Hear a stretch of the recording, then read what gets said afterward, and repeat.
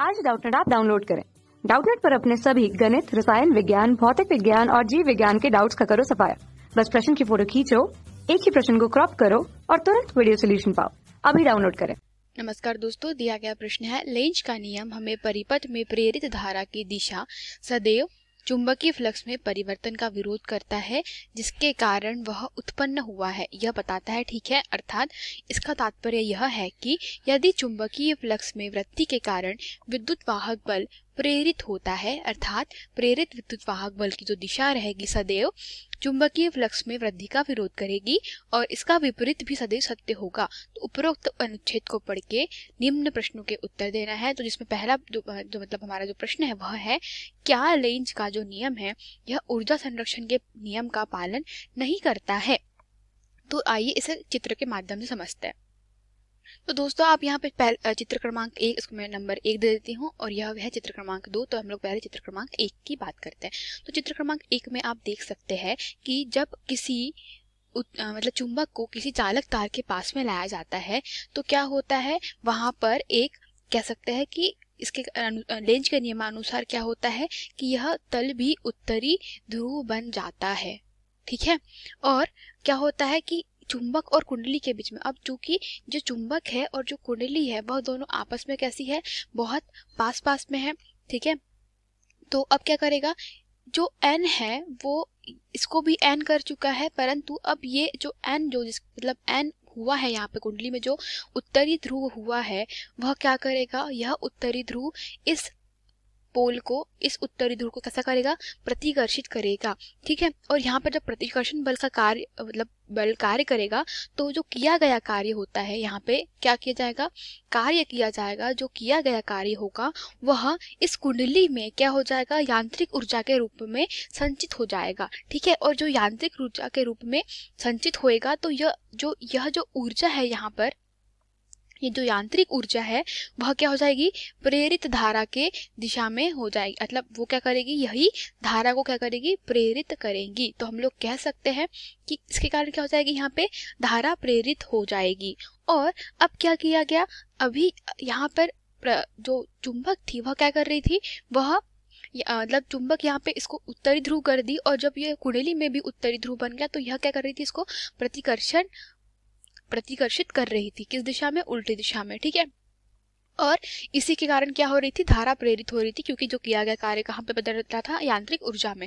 अब दूसरे केस में देखते हैं, दूसरा जो हमारे पास में केस है उसमें क्या है कि चुंबक को अब क्या किया, अब पहले तो हम लोगों ने पास में लाया था, अब चुंबक को हम लोगों ने दूर ले गया इस दिशा में। तो क्या होगा कि अब यहाँ पर जब n से दूर जाएगी तो पहले यह n था और अब क्या हो जाएगा, यह उत्तरी ध्रुव दक्षिणी ध्रुव में परिवर्तित हो जाएगा। ठीक है, तो जो चुंबक के नजदीक हो जाएगा जो होता है वह क्या इसमें परिवर्तित हो जाएगा, वह दक्षिणी ध्रुव में परिवर्तित होने लग जाएगा। और इस स्थिति में क्या होगा कि जो चुंबक की कुंडली के बीच में फिर से क्या लगेगा, अब क्योंकि यह क्या है, n है और अब क्या है, यह s है। तो n और s के बीच में क्या करेगा, अब यह पर आकर्षण बल का कार्य करेगा। ठीक है, और आकर्षण बल का जो कार्य होगा वह क्या करेगा, वह इस आकर्षण बल के विरुद्ध जो चुंबक को दूर ले जाने में, मतलब अब जैसे ही यहाँ से हम लोगों ने इसको हटाने की कोशिश करी, देखिए पहले यहाँ पास लाया था तो प्रतिकर्षण बल के कारण कार्य हो रहा था, अब क्या किया जा रहा है, अब इसको यहाँ पे दूर, मतलब अभी यह चुंबक कैसी है, दूर है, तो दूर ले जा रहे हैं तो इसमें कार्य करना पड़ रहा है। और इस पे क्या हो गया, यहाँ पे साउथ पोल मतलब दक्षिणी ध्रुव जनरेट हो गया।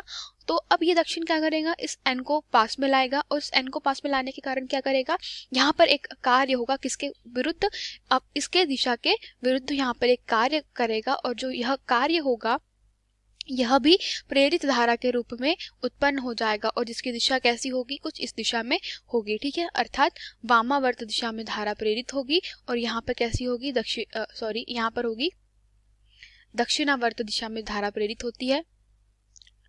ठीक है, दक्षिणावर्त, और यहाँ पर जो धारा प्रेरित होगी वह कैसी होगी, वामावर्त दिशा में धारा प्रेरित होगी। तो हम लोग कह सकते हैं कि इस प्रकार दोनों ही परिस्थिति में, अर्थात हम लोग कह सकते हैं कि कुंडली को जब चुंबक के पास में लाया जा रहा था, ठीक है, और जब कुंडली जो चुंबक है उसको कुंडली से कैसे ले जाया जा रहा था, दूर लेके जाया जा रहा था।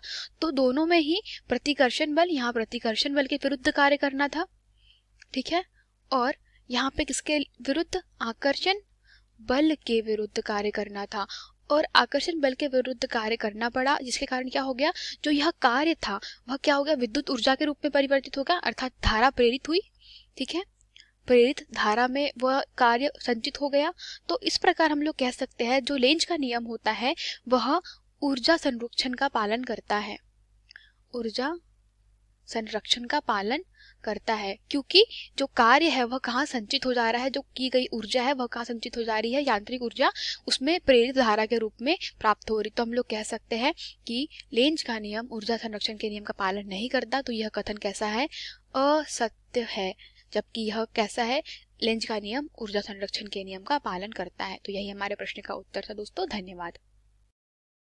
कक्षा 6 से 12वीं से लेकर नीट, IIT, JEE वो एडवांस के लेवल तक 1 करोड़ से ज्यादा छात्रों का भरोसा।